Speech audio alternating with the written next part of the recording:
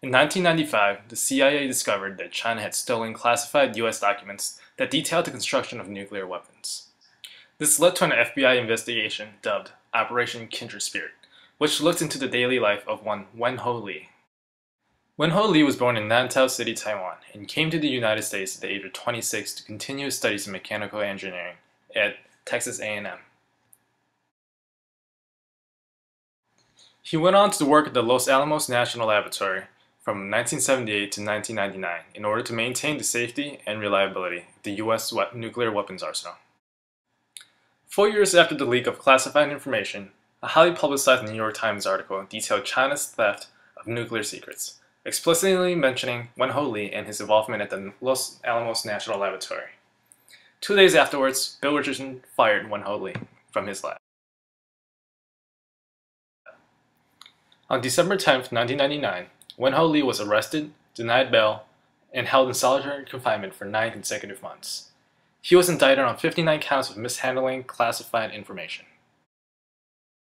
He did not tell us he was talking to the Chinese and what he gave them information-wise. Wait, he did not tell you that he was talking to the Chinese and what information he gave them? That's right. How do you know that he gave them information? We know because he wouldn't tell us. Unable to prove any of their charges, the United States government reached a plea agreement with Wen Ho Lee and set him free on September 13, 2000. In acknowledgement of their errors, Judge James Parker and then-President Bill Clinton both made public apologies for the unfair treatment that Wen Ho Lee had to endure. It was at this point that the United States media finally began to grasp the unfair treatment and the discrimination held against Wen Ho Lee and the rest of the Chinese community.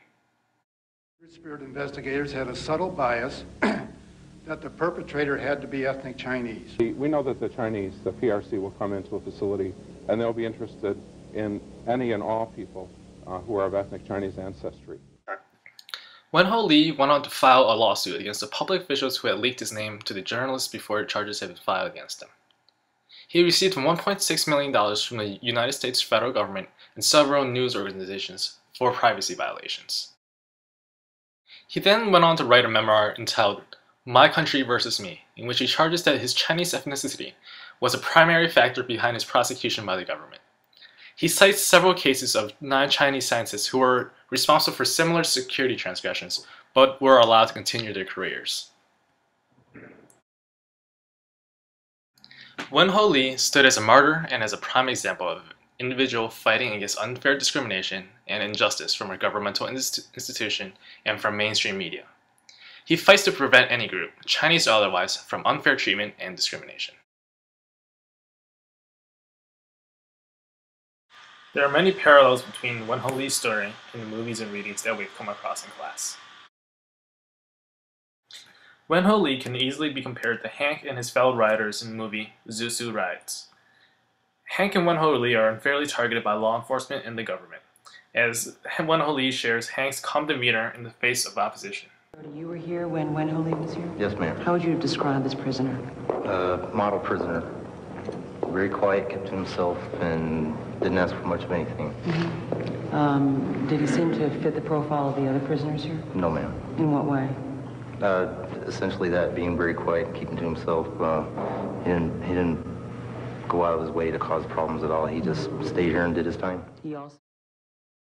Most importantly, Wen Ho Lee shared Hank's power of refusal, as they both refused to accept humiliation and conformity by that of the mainstream media and the U.S. government.